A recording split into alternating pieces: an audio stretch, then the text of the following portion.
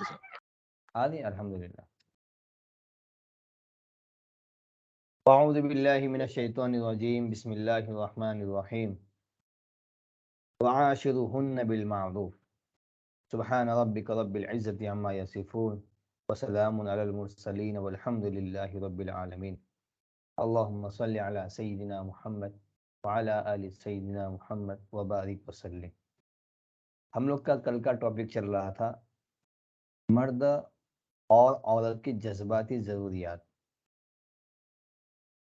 تو اس کے تعلق سے ہم نے کل کے سبق میں آخر میں جو دو باتیں پڑھی تھی کہ عورت کی 6 ضروریات ہوتی ہیں جس کو کہتے ہیں ایموشنل نیڈز، اور اسی طرح مرد بھی اپنی 6 ضروریات رکھتا ہے. تو ہم نے وہ دونوں باتیں الحمدللہ کل پڑھی. اب آج کے سبق میں انہی باتوں کو سامنے رکھتے ہوئے کچھ مزید باتیں سمجھنے کی کوشش کریں گے.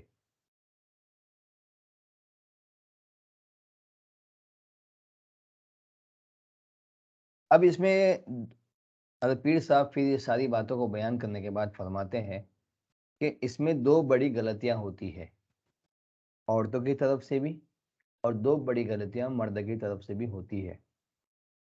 تو اب یہ کیا ہوتا ہے؟ پہلی غلطی یہ ہوتی ہے کہ جو کچھ عورت خود چاہیے ہوتا ہے، عورت کو جو کچھ خود چاہیے ہوتا ہے وہ مرد کو دینا شروع کرتی ہے. مثلا بات بات پہ اتنی خبر گیری کرتی ہوں، عورت یہ کہتی ہے بات بات پہ خبر گیری کرتی ہوں.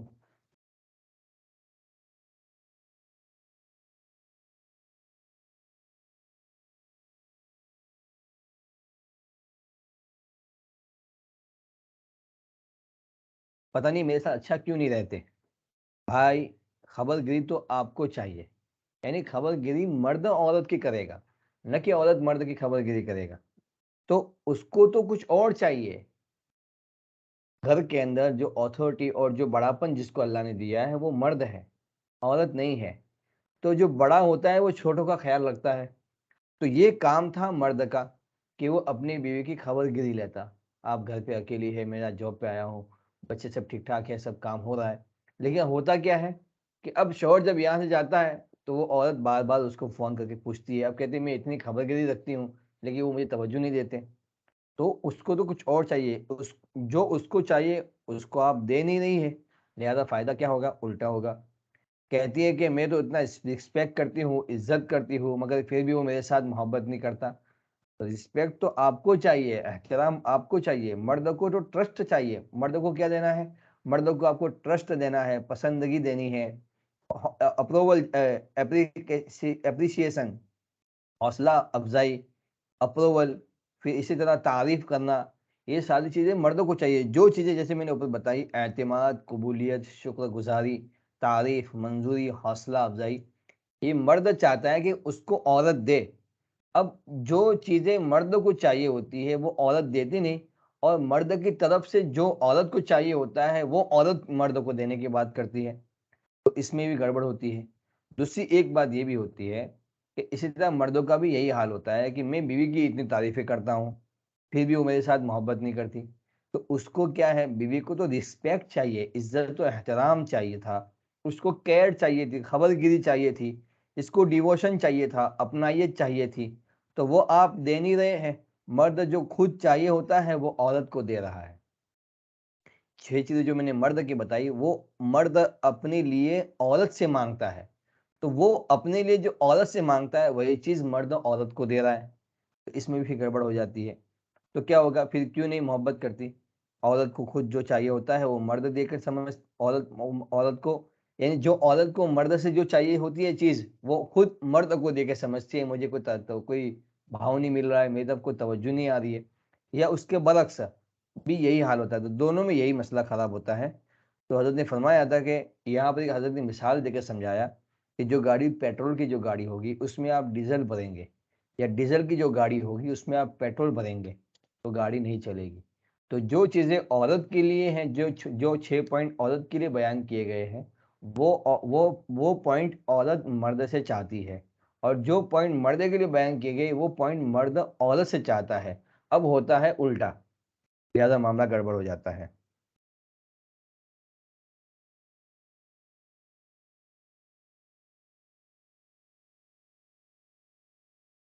پھر یہاں حضرت پیر صاحب دعوت کا تو فرماتے ہیں to cut the story short, یعنی قصہ مختصر شارٹ فارم میں اگر سمجھایا جائے تو دو باتیں ہیں جو مرد غلطی کرتے ہیں، مرد دو باتوں میں بڑی غلطی کرتے ہیں۔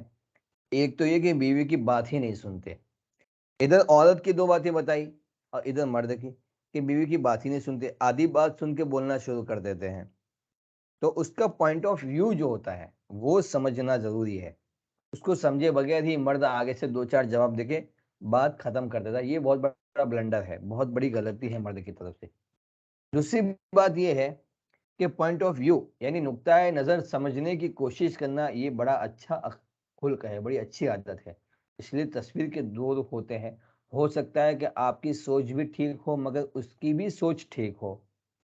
عورت جو بات کر رہی ہے وہ بھی آخر کسی وجہ سے کر رہی ہے، تو ہو سکتا ہے کہ اس کی بات بھی ہو اور آپ کی بات بھی ہو، اور دونوں کی باتیں اپنے اپنی نقطۂ نظر سے صحیح ہو۔ چنانچہ ایک کمپنی تھی، شوز بنانے کی کمپنی، انہوں نے اپنے دو سیلس مین کو ایک جگہ پہ بھیجا کہ ذرا وہاں دیکھ کے آؤ، وہاں کا ماحول، وہاں کا مارکیٹ کیسا ہے، کیا ہماری چپل وہاں چلیں گے یا نہیں چلیں گے۔ تو دونوں گئے، اب جا کے دیکھا ایک نے تو وہاں کوئی چپل پہنتا ہی نہیں، بغیر چپل کے گھوم رہے ہیں۔ اس نے فوراً اپنے مینیجر کو میسج کیا، سر یہاں ہمارا مارکیٹ، ہمارا چپل وغیرہ یہاں نہیں چل سکتے، ہمارے شوز وغیرہ یہاں نہیں چل سکتے۔ وجہ اس کی یہ ہے سر کہ یہاں کوئی پہنتا ہی نہیں ہے۔ اس کے کچھ دیر کے بعد دوسرا جو تھا سیلس مین، اس نے کہا سر یہاں تو بہت بڑا مارکیٹ ہے، ہماری یہاں چپل ہمارے بہت چلیں گے۔ وجہ اس کی یہ ہے کہ یہاں لوگ چپل پہنتے ہی نہیں ہیں، ہم ان کو پہننا سمجھائیں گے، اس کے فائدے بتائیں گے، اس سے آپ کو کیا کیا فائدہ پہنچتا ہے وہ بتائیں گے، تو ہمارا چپل تو یہاں بہت چلے گا۔ دیکھو، ایک ہی میدان، ایک ہی مارکیٹ، ایک ہی جگہ، دونوں کے نقطۂ نظر الگ ہے، پوائنٹ آف ویو، دیکھنے کا انداز۔ تو یہ چیز ہے، تو تھوڑے ٹھنڈے دماغ کے ساتھ اگر اس کی بات سمجھنے کی کوشش کریں گے تو بات حل ہو جاتی ہے۔ ایک حجام تھا،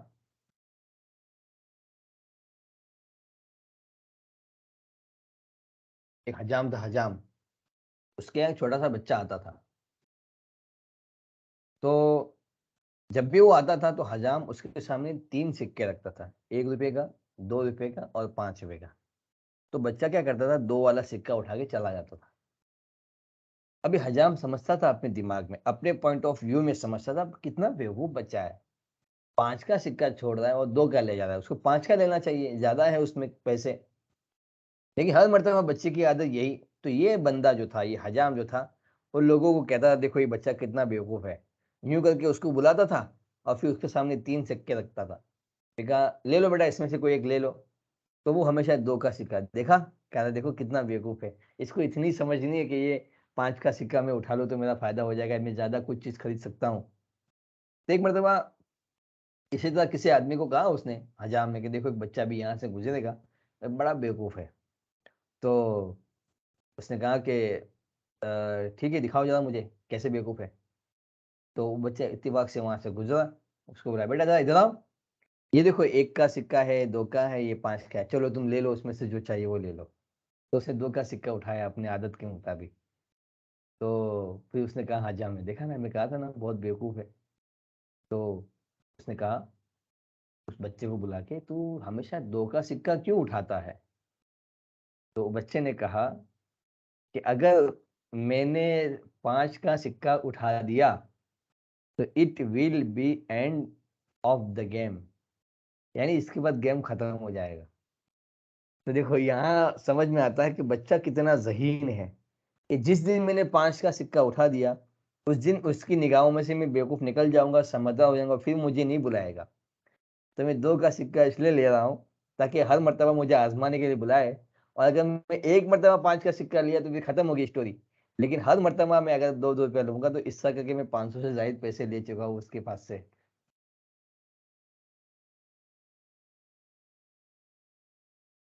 تو یہاں پر بھی یہ بات سمجھنے کی ضرورت ہے کہ جب عورت کوئی بات کرتی ہے تو اس کا پوائنٹ آف ویو سمجھنے کی کوشش کرے۔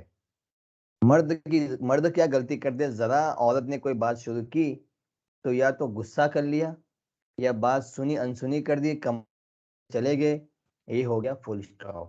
فل اسٹاپ لگا دیتے ہیں. یہ بہت بڑی کوتاہی ہے. اب اس کی بات اگر آپ نہیں سنیں گے تو پھر وہ بات کسی اور کو سنائے گی. ایک اور خاص چیز یہ ہے کہ بیوی کو تنہائی کا وقت گزارنے کے لیے ٹائم نکالنا بیوی کے ساتھ یہ عورت کی ضرورت ہوتی ہے. خاص کر کے جو جوائنٹ فیملی مشترکہ جو خاندان ہوتے ہیں یا بچے ہوتے ہیں تو ان کی موجودگی میں میاں کو اتنی فرصت نہیں ملتی کہ دل کے بیٹھ کے دل کھول کے کچھ بات کرے. تو ایسے مواقع نکالنا ضروری ہے مرد کے لیے کہ پہلے کہیں اس کو گھومنے لے جاوے یا کہیں کسی اور جگہ لے جاوے. حضرت احادیث کے ذخیرے میں حضرت اما عائشہ رضی اللہ تعالیٰ عنہا کو آپ صلی اللہ علیہ وسلم ایسی جگہ پر بھی لے کے گئے ہیں. اس طرح کے واقعات ملتے ہیں ذخیرے میں جہاں آبشاریں تھی سبزہ تھا. تو حدیث پاک میں اس کا ثبوت ملتا ہے. اور جب آپ گھر میں ہوتے تھے ازواج مطہرات کے ساتھ تو الگ الگ کمرے میں ہوتے تھے تو سفر میں کسی نے کسی کو ساتھ میں لے جاتے تھے. قرآن اندازی ہوتی تھی چٹھیاں اچھالتی جس کا نام آئے اس کو ساتھ میں لاتے تھے. تو اس سے فائدہ کیا ہوتا ہے کہ دونوں کے خیال دونوں کی سوچ دونوں کے وچار ایک ساتھ پھر ہم آہنگی شروع ہو جاتی ہے جس کو انڈرسٹینڈنگ کہتے ہیں. ایک دونوں کی باتیں ایک جیسی ہونا شروع ہو جاتی ہے. چنانچہ حضرت پیر صاحب نے یہاں لکھا ہے واقعہ ایک چھوٹا سا کہ ایک مرتبہ ایک بچوں کے ساتھ بچے اور ماں بیٹھے ہوئے تھے آپس میں کچھ بات چل رہی تھی تو کسی ٹاپک پہ ماں نے جواب دیا کہ بیٹا اس کو ایسا کرتے ہیں. تو بیٹے نے کہا کہ نہیں ایسا. اسی وقت ابا گھر میں آ گئے تو ابا کو بھی وہی سوال پوچھا تو ابا نے وہی جواب دیا جو اپنی بچے کے ماں نے جواب دیا تھا. تو یہ دیکھو دونوں کے سیم. تو یہ چیز ہے یہ ہونی چاہیے. یہ جب ذہنی ہم آہنگی ہو جاتی ہے تو گاڑی بہت آسانی سے نکل جاتی ہے. اچھا یہ ہو گیا. اور مرد کی یہ دو غلطیاں ہیں جو عورتوں کے ساتھ کرتے ہیں تو ان کو یہ دو چیزیں سدھارنے کی ضرورت ہے.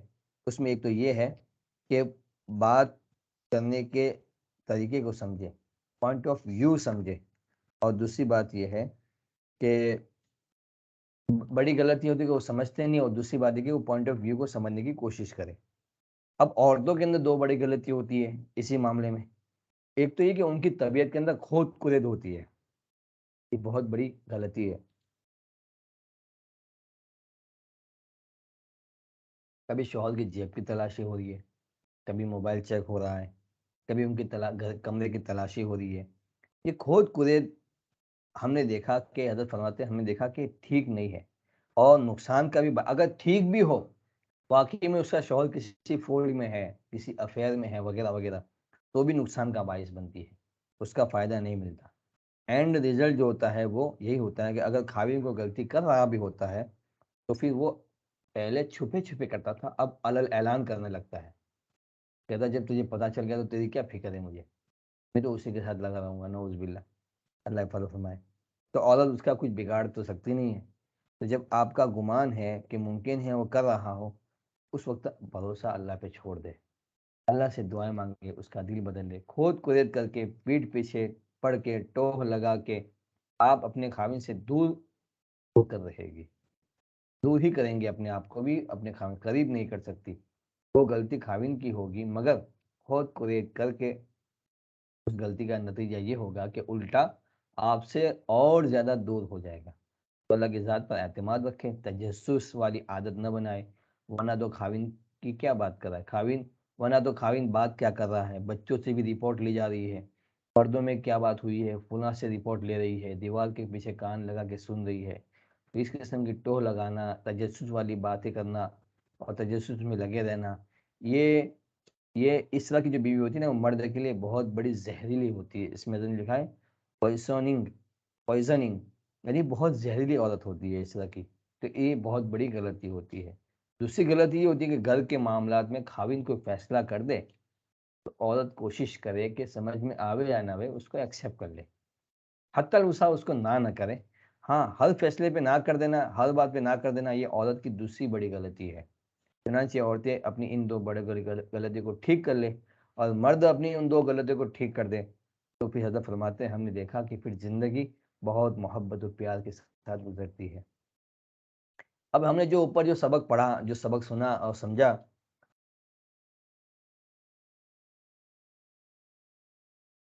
اس کو کچھ واقعات کی روشنی میں سمجھنے کی کوشش کرتے ہیں۔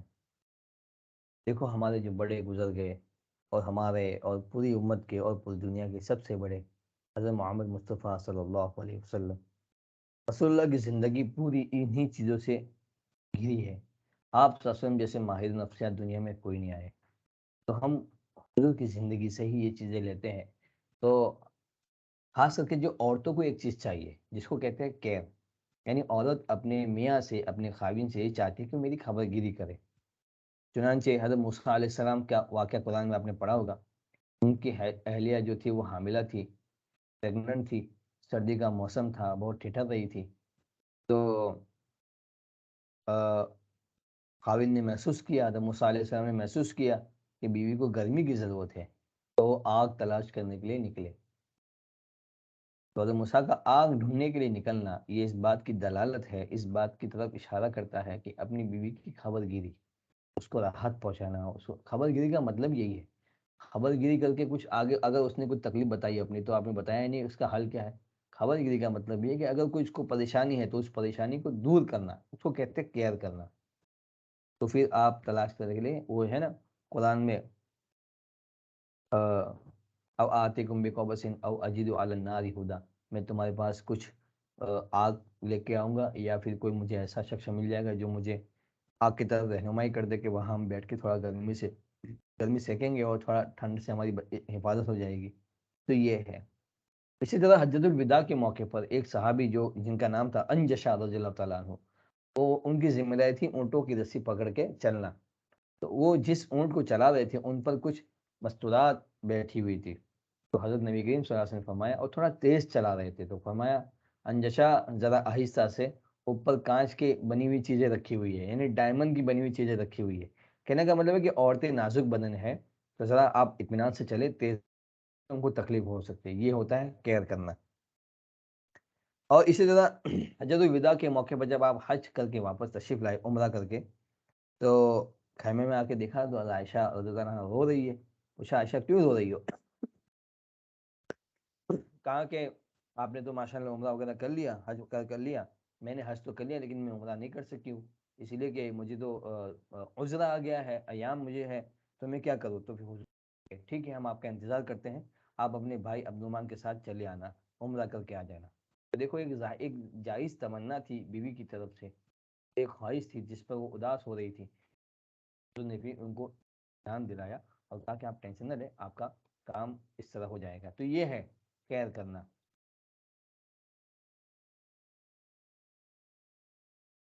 اسی طرح انڈرسٹینڈنگ ایک واقعہ ہے کہ سمجھنا، بیوی کو سمجھنا، بیوی کی کچھ باتیں ایسا کی ہوتی ہے کہ وہ پوری صاف صاف نہیں بتاتی،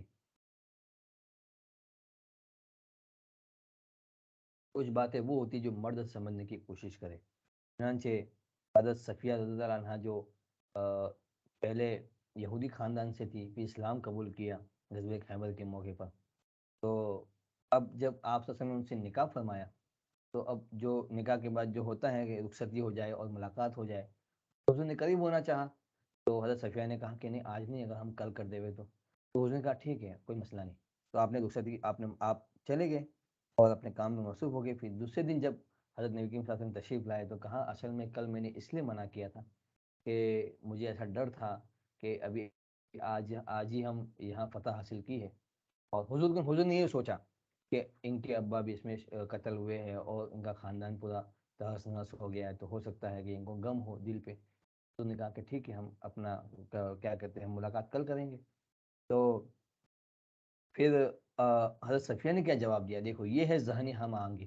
کہا اللہ کے حبیب مجھے تو، میں آپ کو منع نہیں کرتی لیکن مجھے ڈر تھا کہیں آپ اپنی تنہائی میں مصروف ہو اور ایسا نہ ہو کہ دشمن ہم پہ حملہ کر دے، تو اور مجھے آپ زیادہ عزیز ہے، اس لیے میں نے یہ آپ کو منع کیا تھا۔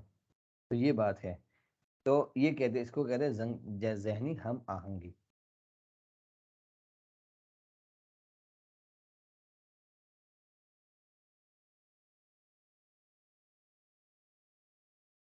اب عورتیں کیا چاہتی ہے؟ رسپیکٹ، مرد سے چاہتی ہے کہ ہمیں ان کی طرف سے عزت ملے۔ تو اسی سفر کی بات ہے کہ حضرت صفیہ رضی اللہ عنہا جب اونٹ پہ سوار ہونا تھا تو اونٹ تو کافی اونچا ہوتا ہے اور اونچا بھی ہوتا ہے، بیٹھتا بھی تو بھی مرد تو ماشاءاللہ چھلانگ مار کے اوپر بیٹھ سکتا ہے، لیکن عورت کے لیے کام اتنا آسان نہیں ہے۔ تو حضور نے فرمایا صفیہ، آپ نے ران مبارک اپنے آگے فرمائی اور فرمایا صفیہ آپ میرے ران پہ پیر رکھ کے آپ کجاوے پہ بیٹھ جائیے۔ تو یہ ہے، اسی طرح احترام کریں مرد، اس کو رسپیکٹ دے جس کو، جو عورت جو چاہتی ہے، تو اس سے عورت کا دل پھر بہت محبتوں سے بھر جاتا ہے۔ اسی طرح ایک مرتبہ ایک صحابی نے حضور کو دعوت دی، کہا کہ دعوت تو قبول ہے لیکن عائشہ بھی ساتھ میں آئے گی۔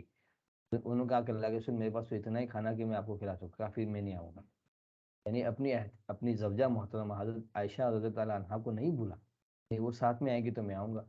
انہوں نے کہا کہ حضور آ جائیے نا۔ حضور نے پھر سے یہی کہا، 3 مرتبہ کہا، پھر چوتھی مرتبہ جب کہا کہ میں ان کو بھی دعوت کرتا ہوں، ان کو بھی لے کے آئیے ساتھ میں، تو پھر حضور نے دعوت قبول کی اور ساتھ میں گئے۔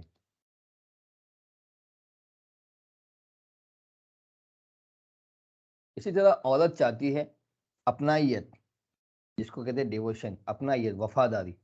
چنانچہ عورت کو یہ احساس دلانا کہ میں آپ کا ہوں اور میں بٹی ہوئی شخصیت نہیں ہوں، یعنی میں کسی اور کا نہیں ہوں، صرف آپ کا ہوں۔ تو ایسا نہیں کہ گھر میں کسی اور کو بسا رہا ہوں اور دل میں کسی اور کو بسا رہا ہوں، یہ مرد کی ذمہ داری ہوتی ہے۔ عورت کو ٹرسٹ دلاوے، بھروسہ دلاوے کہ میرے دل میں صرف آپ کے علاوہ اور کوئی تصویر نہیں ہے۔ چنانچہ حضرت نبی کریم صلی اللہ علیہ وسلم نے 25 سال کی عمر میں حضرت خدیجہ الکبریٰ رضی اللہ تعالیٰ عنہا سے نکاح فرمایا، اس وقت آپ کی عمر 40 سال کی تھی۔ تو اتنا بڑا فرق ہونے کے باوجود آپ نے 40 سال میں ان کو احساس ہو سکتا تھا، تو عمر میں کتنی کتنی عورت کی جوان کتنے پیچھے رہ جاتی۔ تو خیر، حضور نے اس وقت جب تک حضرت خدیجہ الکبریٰ رضی اللہ عنہا حیات رہی تب تک کوئی دوسرا نکاح نہیں کیا۔ پھر نبی کے ساتھ ایسی محبت والی زندگی گزاری کہ حضور نے حضور کے ساتھ ایسی وفاداری کی زندگی گزاری کہ جب وفات ہو گئی تو اللہ کے حبیب ان کو بعد میں بھی یاد کرتے تھے۔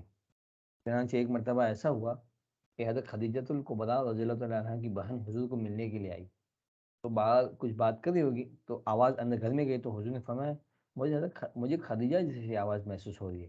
تو اما عائشہ نے فرمایا کہ وہ حضرت کیا کہتے ہیں، حضرت خدیجہ کی بہن ہے یہ۔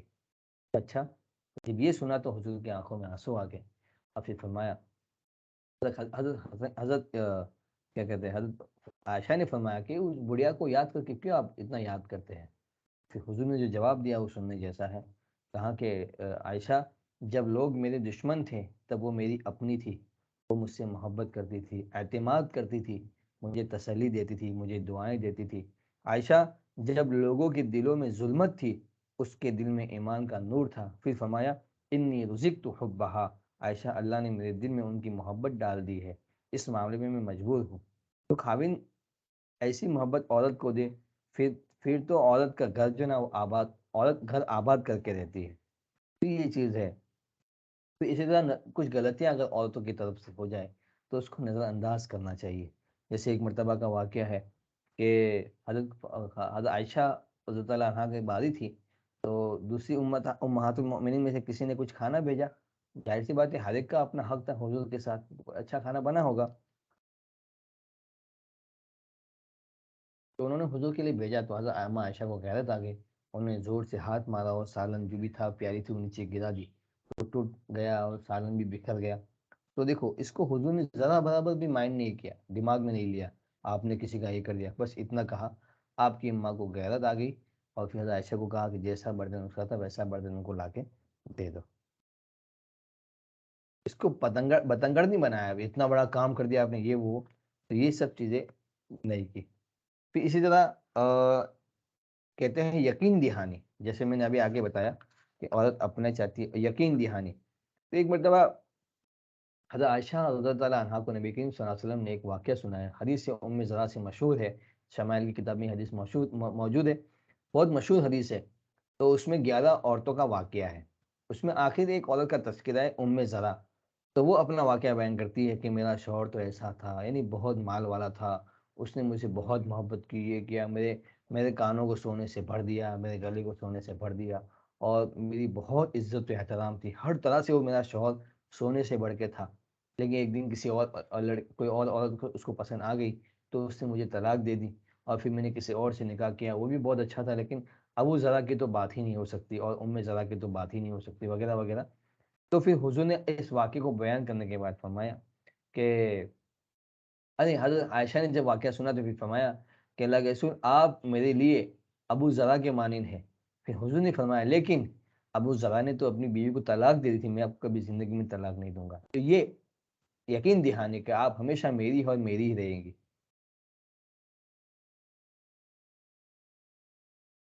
تو یہ مختصر سی باتیں تھی جس کو ہم اگر اپنی زندگی میں رکھیں، اور اسی طرح عورتوں کی طرف سے بھی کچھ کوتاہیاں ہوتی ہیں، جو باتیں میں نے اس میں بتائی اس کو سمجھنے کی ضرورت ہے، پوائنٹ کرنے کی ضرورت ہے، اس کو اپنی زندگی میں عمل کرنے کی ضرورت ہے۔ اگر اس کے مطابق ہم نے اگر زندگی گزارنے کی کوشش کی تو اللہ کی ذات سے امید ہے کہ ہمارے گھر بالکل جنتوں کے نمونے بن جائیں گے، اور اس میں مزہ بھی ہوگا، سکون بھی ہوگا، ایک دوسرے سے لگاؤ محبتیں بھی ہوگی، اور یہ گھر چاہے گھر میں کھانے پینے کی چیزیں کم ہو لیکن محبتوں بھرا اور سکون بھرا گھر کا نمونہ بن جائے گا۔ عورتوں کو بھی اپنے شوہروں پہ اعتماد رکھنا چاہیے۔ حضرت حاجرہ رضی اللہ عنہا جو جب حضرت ابراہیم نے کہا کہ بس مجھے اللہ نے حکم دیا ہے کہ مجھے جو آپ کو چھوڑ کے جانا ہے، تو انہوں نے بھروسہ کر دیا۔ اور اگر یہاں آپ کی عورتیں ہو تو وہ کہیں گے کہاں چھوڑ کے جا رہے اس بیابان میں، ہم تو کچھ پہچانے والا نہیں ہے، یہ نہیں ہے وہ نہیں ہے۔ نہیں، ایک مرتبہ کہا کہ ٹھیک ہے حضور نے مجھے اللہ تعالیٰ نے مجھے حکم دیا ہے، تو بات مان لی، ختم معاملہ۔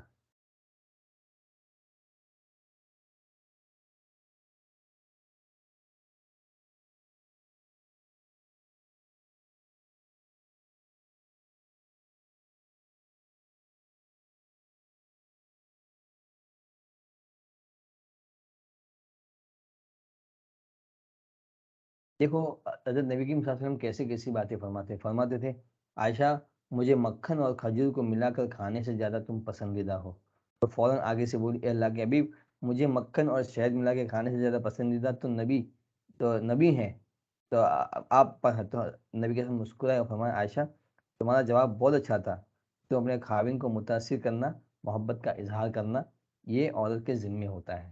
جب حضور نے اس طرح فرمایا کہ عائشہ تم مجھے مکھن اور کھجور ملا کر کھانے سے زیادہ پسندیدہ ہو، تو فوراً حضرت عائشہ نے بھی اس کا رسپیکٹ کیا۔ بعض مرتبہ شوہر کوئی محبت کی بات کا اظہار کرتا ہے تو عورت بس وہ مورتی بنی ہوئی سنتی رہتی ہے، اس کو بھی سامنے سے رسپیکٹ کرنا چاہیے، جواب دینا چاہیے۔ تو حضرت عائشہ فرماتی ہے، تعریف ابھی اپنے حضرت نبی کی تعریف میں فرماتی ہے کہ للا شمسن ولیل آفاق شمسن، یعنی اے آسمان تیرا ایک سورج ہے اور میرا بھی ایک سورج ہے، مگر فرق یہ ہے کہ تیرا سورج تو خالی طلوع میں صبح میں طلوع ہوتا ہے، اور میرا یہ سورج عشاء کے بعد طلوع ہوتا ہے۔ مگر اے آسمان تیرا سورج ایک دن آئے گا کہ اس کی روشنی ختم ہو جائے گی، جو میرا سورج ہے اس کی روشنی وقت کے ساتھ بڑھتی جائے گی۔ اللہ رب العزت کے یہاں ولل آخرۃ خیر لک من الاولی، ان کو جو خوشخبری مل چکی ہے، یہ حضرت عائشہ فرماتی ہے۔ یعنی دونوں طرف اگر بیلنس برابر برابر رہا تو انشاءاللہ زندگی کا یہ پہیا اور یہ دو پہیوں کی گاڑی بہت سکون کے ساتھ اپنے راستے کو طے کر کے بہت پرسکون زندگی گزار کے آگے نکل جائے گی۔ اللہ پاک ہمیں کہنے سننے سے زیادہ عمل کی توفیق عطا فرمائے، اور ایک دوسرے کو سمجھ کے محبتوں کے ساتھ زندگی گزارنے کی توفیق عطا فرمائے، اور جو گھرانے اس طرح کی پریشانیوں میں مبتلا ہے اللہ پاک انہیں سمجھنے کی توفیق عطا فرمائے، اس طرح کی پریشانیوں سے، اس طرح کی آفات و بلیات سے اللہ تعالیٰ ان کی حفاظت فرمائے، ان کے گھروں کو جنت کے گھر کا نمونہ بنائے، ان کی زندگیوں کو حضور اور اما عائشہ جیسی محبت بھری زندگی بنائے۔ آمین و آخر دعوانا ان الحمد للہ رب العالمین۔ اس کے بعد والے سیٹرڈے سنڈے کو انشاءاللہ ہم گھریلو جھگڑوں سے نجات جو کتاب ہے اس کا ٹاپک پڑھیں گے۔ تب تک دعاؤں میں یاد رکھیں۔ السلام علیکم ورحمۃ اللہ وبرکاتہ۔